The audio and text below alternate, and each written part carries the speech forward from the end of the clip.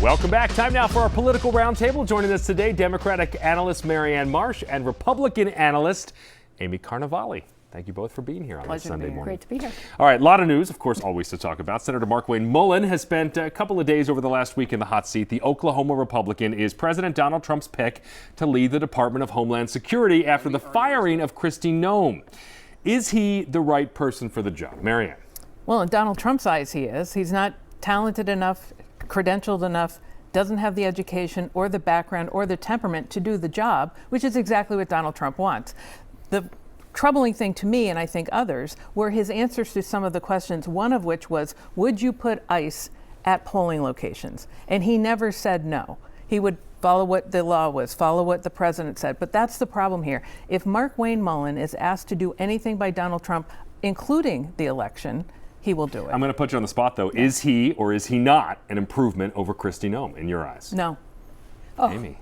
So clearly, Kristi Noem lost the support of Donald Trump as president, and more importantly, lost the support of the American public.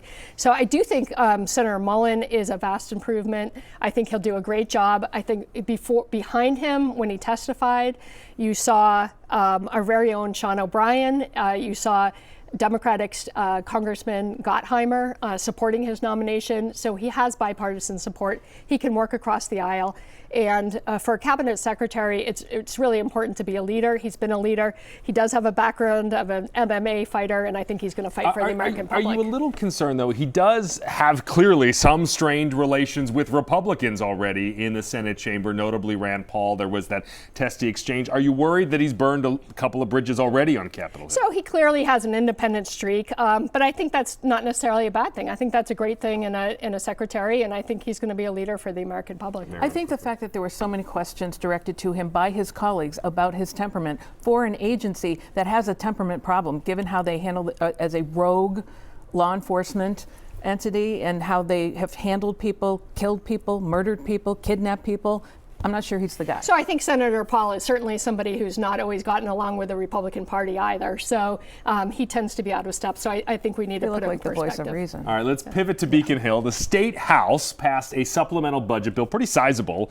We're talking about $1.8 billion. The legislation includes a number of provisions in case voters pass a ballot measure this fall, cutting the state income tax from 5% to 4%. Amy, I'll start with you. Do you think lawmakers are remotely ready for that possibility? So, yeah, thank you for the question. This is another example where the Speaker of the House is clearly out of touch with voters in Massachusetts. He's preempting what he thinks might be a successful passage of this measure to lower the state income tax from 5% to 4%. And clearly he's preparing, just like he did with the audit, not to comply. Yeah. I mean, the governor has laid the groundwork also, Marianne, to say the state can't afford a cut. At the same time, she's also acknowledged it's very expensive to live here, and wouldn't this help in that avenue? And all of those are factors, right? So we have another ballot question, which is going to end up being controversial at the end, during a year where it is a tight budget. I mean, revenues are not where I think people would like them to be. There are a lot of commitments out there, and they are preparing for that question to pass financially. So when you add that to what Donald Trump is doing to the economy now, where not only Massachusetts, the country, but the globe, the world, could be teetering on the edge of a recession, that's not a great place to be. Yeah, Amy, I want to ask you one more question about this, because we know local communities across the state say there's already not enough money, right? They're having to face these debt overrides to just keep kind of balancing their books. Healthcare is going up dramatically. Wouldn't this hurt a lot of local cities and towns? So I think it's about reprioritizing spending at the state level. I mean, we saw billions being spent on migrants coming into the state. Clearly that's subsided now that our border is closed, but I think it's about reprioritizing, and local aid is important and should be supported by our state government. All right, let's talk about another ballot question, the legislative audit. A lawsuit over that is going to head to the full Supreme Judicial Court, the state's highest court. It comes after one justice decided not to issue a solo ruling in this case. Do we think that the SJC decision will end this battle once and for all? Marianne. If the SJC rules against the ballot question, then I expect it to go, that Diana DiZoglio and others will take it all the way to the Supreme Court. I have no doubt about that. And this, I think the problem here is politics is, at least in the public domain, trumping the law. And at this point, I think it's the law that should be the entity that decides this, because it is a question about separation of power. It is a constitutional question.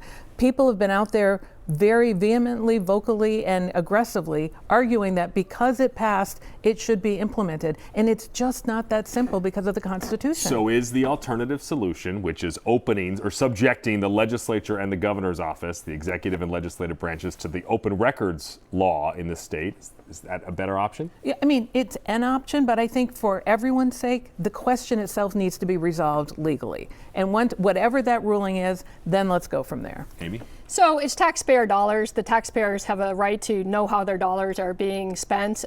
Clearly, taxpayers and voters supported it at 72% margin. It should be implemented. They should open their books. And this latest SJC ruling will just be another twist in the saga to see that the audit is conducted. All right, Governor Maura Healey unveiled a new energy effort this week. It includes directing state agencies to expand energy generation and storage by 2035.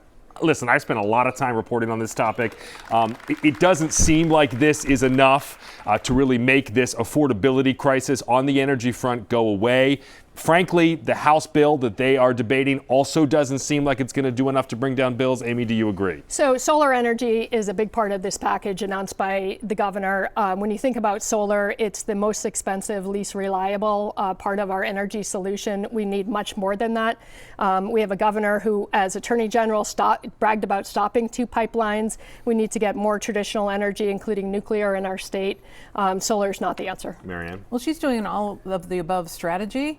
And then there's the war in Iran, which is throwing all of this out the window, because no matter what she does, if the war stopped tomorrow, today, later today, all the consequences of this are going to be felt for months in terms of the cost of oil, cost of gasoline, cost of energy, utilities, all of it. And so we're in a world of hurt, no matter what. The war in Iran is a short-term impact, though. We need long-term solutions, and the governor needs to lead on that. Real quickly, yes or no, is this a politically risky issue for her, Amy? Absolutely. Worse for Trump. Our conversation continues after the break.